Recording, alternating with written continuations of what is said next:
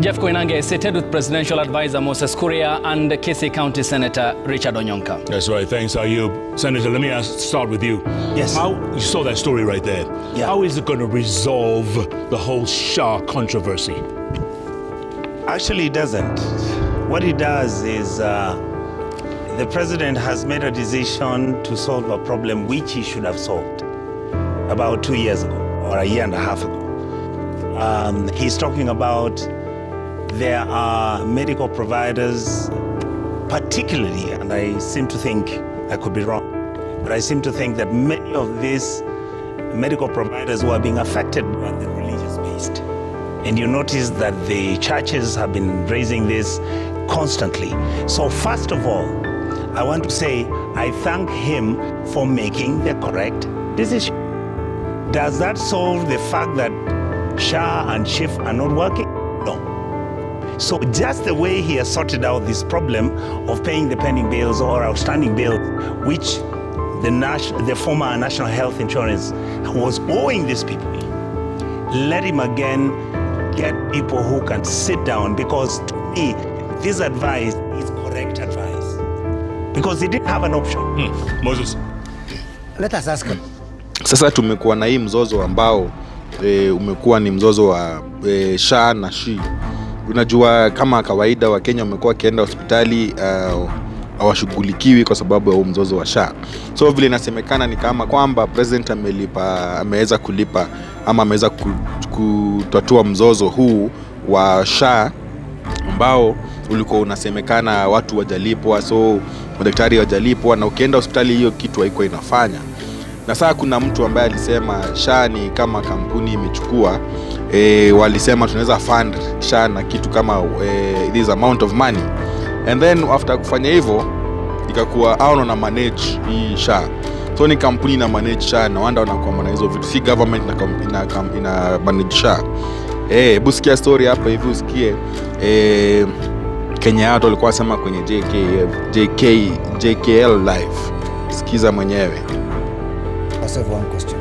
You know, the debts that the president has ordered that be paid date back to 2016. From 2016 to 2022, June of 2022, we accumulated 22 billion.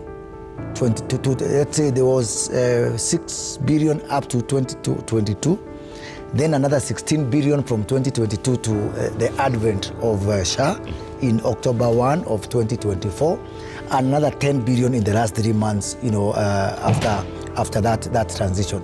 So let us ask ourselves, where did the rain start beating us? This so-called wonderful NHIF, how can you accumulate 30-something billion, 33 billion of debts in 9 years? Where was NHIF? Where were we? You know, the way this is being made to sound, it's like this debts just found our way there. Can I tell you something? Sure. There was a report in 2019 by a gentleman called James Wambogo, who was leading a committee on NHIF, and it predicted, I want you to go and read that report, that NHIF would collapse by 2022. So, like Jeremiah's prophecy, it had been prophesied that NHIF was unsustainable. Let me tell you what was happening in NHIF, Jeff. Every month, we would collect 3 billion shillings. Out of 3 billion shillings, $500 million goes to expenses every month, administration costs. And by the way, there was no division, there was no separation between money going to facilities and money that is for tissue paper and other salaries and administrative things. It was all lumped up together. The administrative cost at NHIF was 15% at best. At worst, it was going to 42%. So the problem went going on and on. So out of 3 billion, take $500 million. So we left it 2.5 billion. Claims, on average, were averaging 4 billion. So every month, we were bleeding of 1.5 billion in you know, the books were not balancing. Right. And it kept on going and on and on and on and on and on and on. Yeah. That was 2016. So by the time we are coming for this transition, actually we are just saying, it is by grace of God that we are saved from this. So it's okay to say that we are doing the right thing today. Yeah. But it's okay. It is very important to note that these debts were accumulated for 9 years, and actually the fact that we have that debt, for me, is the biggest vindication of why we needed to move from NHIF to SHA. Okay. Because even NHIF was fabulous. Yeah. We shouldn't have had those It's deaths. not fabulous at all, but we'll talk about that. Hold that thought, gentlemen. Hold that thought. We're going to get back to you in a little short while. In the meantime, let's go back to Ayub Abdul Kadir for more of the news. Ayub.